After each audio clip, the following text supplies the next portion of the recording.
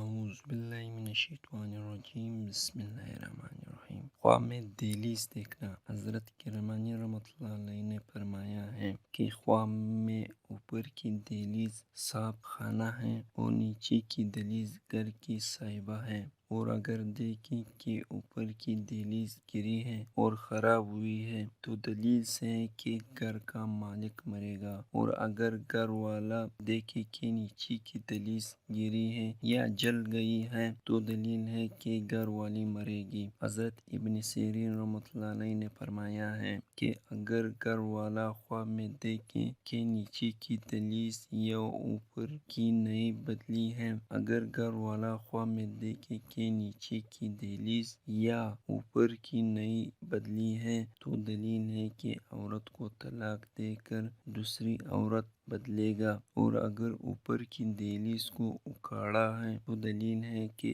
اپنے آپ کو ہلاک کرے گا، اور اگر دیکھیں کہ اوپر کی اور نیچے کی دونوں دہلیزیں اکھاڑی ہیں تو دلیل ہے کہ گھر والا اور گھر والی دونوں مریں گے۔